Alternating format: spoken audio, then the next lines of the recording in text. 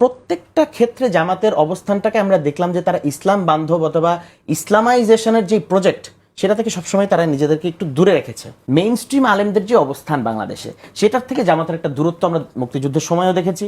বাংলাদেশে জামাতে ইসলামী একমাত্র ইসলামী দল বা ধর্মীয় দল আমি বলবো, একদম ভারত উপমহাদেশ থেকে নিয়ে শুরু করে আপনি আরব বিশ্বে যদি দেখেন, প্রত্যেকটা ইসলামী দলের একজন ধর্মগুরু থাকে, একজন ইসলামিক স্কলার থাকে, একাডেমিশিয়ান থাকে।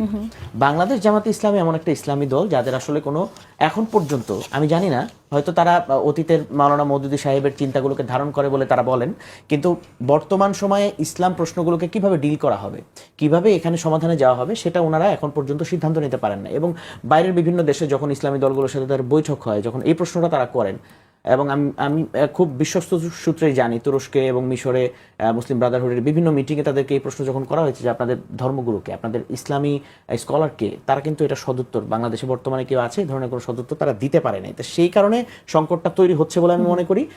এই যে শিশির মনির ভাইয়ের রোজা এবং পূজাকে এক করে ফেলার যেই বিতর্কিত মন্তব্যটা আসলো, দেখেন এখানে একটা শরিয়া প্রশ্ন আসবে যে আপনি এইটাকে, এই কনসেপ্টটাকে, আন্তধর্মীয় এই সম্পর্কটাকে শরিয়া প্রশ্নে কিভাবে ডিল করবেন। হ্যাঁ, আপনার অনেক লিবারাল স্কুল অফ থট থাকতে পারে, ইসলামের ভিতর থেকে হয়তো আপনি এখানে যারা লিবারাল ডেমোক্রেসির সাথে ইসলামকে একসাথে একীভূত করে একটা জায়গায় আনতে চান, সেটাকে আপনার শরিয়া প্রশ্ন ডিল করতে হবে। আপনি স্কলার না, আপনি ইসলাম সম্পর্কে জ্ঞাত না, আপনি ইসলামের কোরআন সুন্নাহর যেই দলিলগুলো আছে সেগুলো সম্পর্কে আপনি জানেন না, তো আপনি তো ব্লান্ডার করবেন।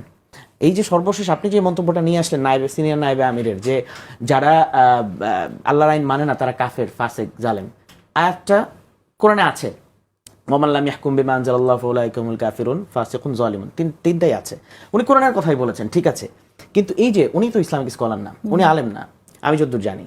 উনি যে এই কথাটা পাবলিক স্পেয়ারে বললেন এবং এই কথাটার দায়টা যে আসলে অন্যান্য মানে এখানে পাবলিকের উপরে, নাগরিকের উপরে, অন্যান্য দলের নেতাদের উপরে চাপালেন, আসলে কোরআনের কনসেপ্টটা কি ছিল? এখানে কনটেক্সট তো আছে, এখানে কনটেক্সট ছাড়া, আউট অফ কনটেক্সট তো আল্লাহ কথা বলে দেন নাই যে তোমরা জালেম, কাফের, ফাসেক। যদি কনটেক্সট ছাড়া এই কথা বলা হয়, তাহলে কিছু মানুষকে কিলেবল করার মতো অবস্থা তৈরি হয়।